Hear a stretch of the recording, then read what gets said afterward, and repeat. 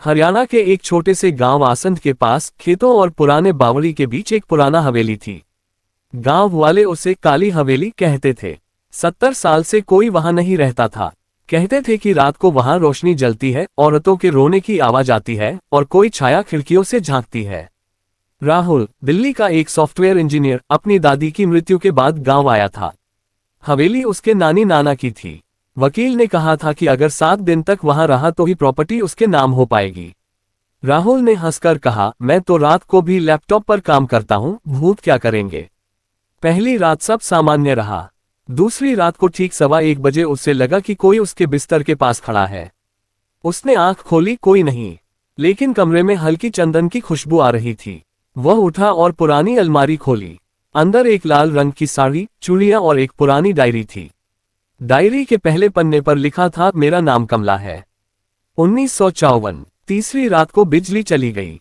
राहुल ने टॉर्च जलाई। अचानक उसने देखा कि दीवार पर उसकी अपनी छाया के साथ एक और लंबी छाया खड़ी है। जब वह हिला, उसकी छाया हिली, लेकिन दूसरी नहीं हिली।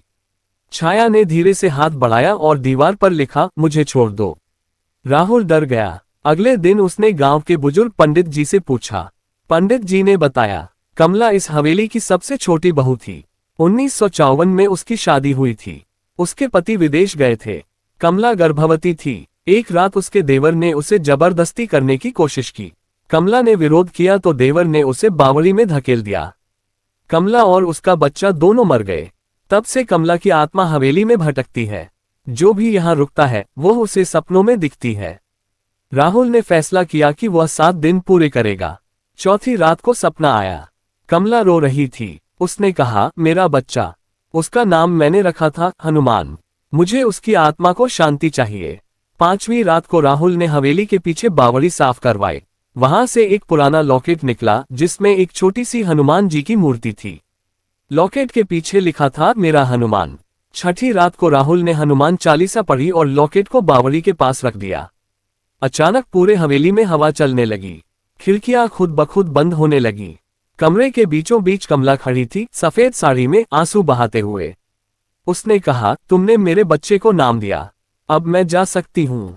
7वीं रात को राहुल ने देखा कि हवेली के सभी कमरों में दिए जल रहे थे। कोई रोने की आवाज नहीं थी। छाया गायब थी। सुबह जब वह उठा तो हवेली का माहौल पूरी तरह शांत और पवित्र हो चुका था। बावड़ी के पास फूल खिले हुए थे। राहुल ने हवेली को मंदिर बनाने का फैसला किया। आज भी वहां हर मंगलवार को हनुमान जी की पूजा होती है और लोग कहते हैं, कमला अब शांति से है। कथा का अंत। रहस्य ये था कि भय और अंधकार को केवल भक्ति और सत्य से ही हराया जा सकता है। जय हनुमान, जय बजरंग बली। बोलो पवन पुत्र हनुमान की जय।